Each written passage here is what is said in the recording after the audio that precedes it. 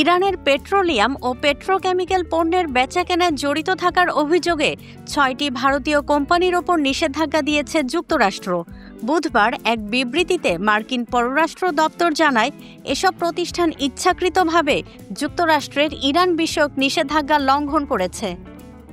নিষেধাজ্ঞার আওতায় যেসব প্রতিষ্ঠান রয়েছে: alchemical solutions, global industrial chemicals, Jupiter Dyechem, Ramniklal S Gosalia and company, persistent Petrochem ও কাঞ্চন পলিমার্স।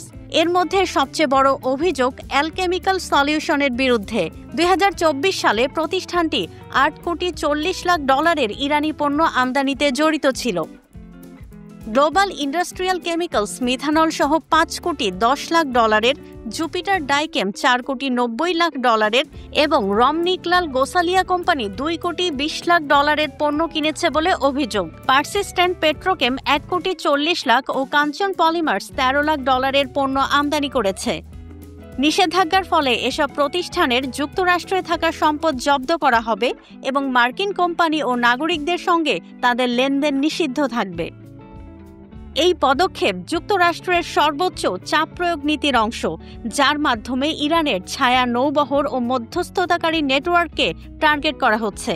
যুক্তরাষ্ট্রের দাবি, ইরানের পেট্রোকেমিক্যাল রপ্তানি থেকে পাওয়া অর্থ সন্ত্রাসী গোষ্ঠীগুলোর পেছনে ব্যয় করা হয়। এছাড়া ট্রাম্প প্রশাসন ভারতীয় পণ্যের ওপর 25% পাল্টা শুল্ক আরোপের ঘোষণাও দিয়েছে, যা 1 আগস্ট থেকে কার্যকর হবে। রাশিয়ার কাছ থেকে অস্ত্র ও জ্বালানি কেনার কারণেও ভারতকে শাস্তি দেওয়ার হুঁশিয়ারি দিয়েছে যুক্তরাষ্ট্র। ওয়ালটন এখন দেশের সীমানা পেরিয়ে পৌঁছে গিয়েছে 50টিরও বেশি দেশে। ওয়ালটন, ঘরে ঘরে বিশ্বজুড়ে।